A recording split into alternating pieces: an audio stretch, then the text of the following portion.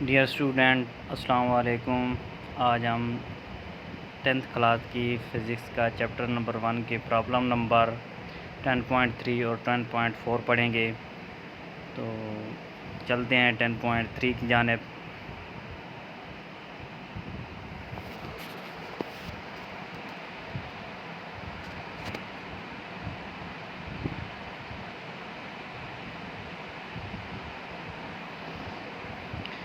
ये है हमारे पास 10.3। तो इसके अंदर बेसिकली वो पूछना क्या चाहता है, find the time period of simple pendulum. यहाँ पर भी वो क्या पूछता है, टाइम पीरियड पूछता है किस चीज़ का, सिंपल पेंडुलम का, 1 मीटर लेंथ।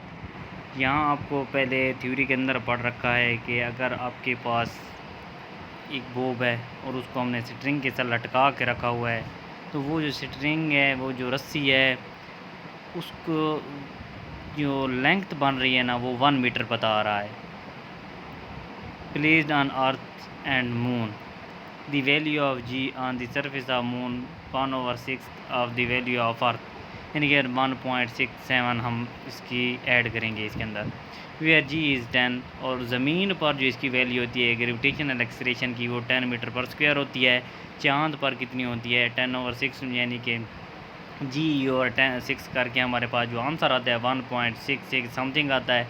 तो हम इसको राउंड ऑफ करने के बाद 1.67 इस्तेमाल करते हैं। अब हम देखते हैं तो length of simple pendulum given data पर देखें। यहाँ पर आकर length of simple pendulum L = 1 metre. Gravitational acceleration GE, यानी कि ग्रेविटेशनल एक्सलेरेशन है, E से अर्थ आ रहा है, = 10 मीटर पर स्क्वायर आ रहा है। और GM, यानी कि ग्रेविटेशनल एक्सलेरेशन जो है वो हमारे पास किसकी है, मून की है। वो हमारे पास होती है GE/6। GE की जगह हमने 10 पुट करेंगे, 10/6 करेंगे तो 1.67 मीटर पर स्क्वायर आएगा। हमने फाइंड आउट क्या करना है कि time period at the surface of earth. हमने टाइम पीरियड ज़मीन पर भी फाइंड आउट करना है और सरफेस किसकी, मून की सरफेस पर भी हमने फाइंड आउट करना है। इसलिए हम TE और TM इस्तेमाल कर रहे हैं। तो फार्मूला जो हमारे पास लग रहा है वो क्या है, T = 2πL/g एट अर्थ। सबसे पहले हम निकालते हैं अर्थ की। तो अर्थ के लिए हम क्या करते हैं, यहाँ वैसे फार्मूला वही दोनों के लिए लगेगा, लेकिन टाइम पीरियड के साथ T लगा देंगे और यहाँ पर G के साथ E लगा देंगे। तो हमारे पास ये कौन सा फार्मूला बन गया, ऑन अर्थ के लिए टाइम पीरियड हम निकाल सकते हैं। ठीक है, तो 2 वैसे पाई की वैल्यू 22/7 होती है, तो हम डिवाइड करेंगे तो 3.14 आ जाएगी। और लेंथ हमारे पास 1 है और GE की वैल्यू हमारे पास 10 होती है। तो इस तरीके से हमारे पास आंसर जो आता है वो कितना आ रहा है, 1.985 आ रहा है। यानी कि ज़मीन की सरफेस पर ये जो हमारे पास आंसर आया है वो टाइम पीरियड निकला है वो 1.985 आ रहा है। तकरीबन 2 सेकंड इसका आंसर बन रहा है, क्योंकि 985 है तो राउंड ऑफ करने के बाद नियरली हम इसको 2 के ले जाते हैं। अब हमने दूसरा क्या निकालना है कि हमने जो सरफेस कहाँ पर, मून के। अब हम चलते हैं चांद की जानिब, चांद पर जाते हैं। वहाँ पर क्या करते हैं, तो वहाँ भी हम TM इस्तेमाल करेंगे और GM। यहाँ पर GM यानी कि 1.67 यूज़ करेंगे तो 3.14 लेंथ हुई रहेगी दोनों की।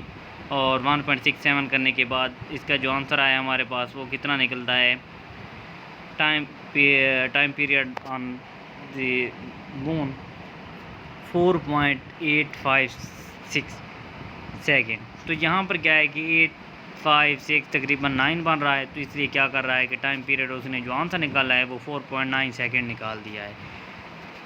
अब हमने क्या करना है कि 10.4 के अंदर क्या कहता है, a simple pendulum complete 1 vibration in 2 second. एक सिंपल पेंडुलम है और वो अपना एक वाइब्रेशन जो होता है वो कंप्लीट करता है। वो क्या करता है, 1 वाइब्रेशन इन 2 सेकेंड। 2 सेकेंड के अंदर वो क्या करता है, अपना टाइम पीरियड वाइब्रेशन कंप्लीट करता है। तो time period of simple pendulum 2 second हो गया। ठीक है, जब वो एक वाइब्रेशन कंप्लीट करेगा जितने, तो वो उसका टाइम जो लगेगा जितना 2 सेकेंड के अंदर, वो बता रहा है ख़ुद।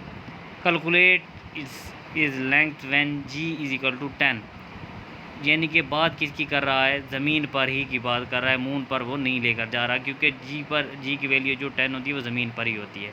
तो टाइम पीरियड उसका कितना हो गया सिंपल पेंडुलम का 2 सेकंड हो गया, ग्रेविटेशनल एक्सीलरेशन 10 हो गई, और लेंथ हमने फाइंड आउट करनी है।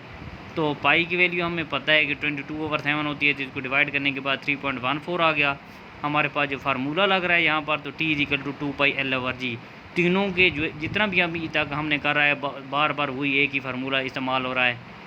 इसलिए मैंने पहले लेक्चर के अंदर भी आपको यही बात कही थी कि अगर आप थ्योरी को अच्छे तरीके से समझ कर पढ़ेंगे, थ्योरी को सही तरीके से लेक्चर को सुनेंगे, तो प्रॉब्लम आपके लिए कोई प्रॉब्लम नहीं खड़ी करेगा। अगर आप थ्योरी नहीं करेंगे तो फिर नाम ही प्रॉब्लम है, तो फिर प्रॉब्लम तो क्रिएट करेगा। इसलिए थ्योरी पर फोकस किया करें, तो ये फिर प्रॉब्लम नहीं रहते, आसान ही हो जाते हैं ईज़िली। ये तो आपके लिए एक चांस होता है कि एक बोनस के तौर पर आपको नंबर दे रहे होते हैं, इसलिए आप थ्योरी को पर अच्छे से फोकस किया करें ताकि ये चीज़ें आपको मुफ्त के नंबर दे देती हैं। T=2πL/g। तो अब यहाँ हम क्या करते हैं कि हमें क्या चाहिए, इसकी लेंथ।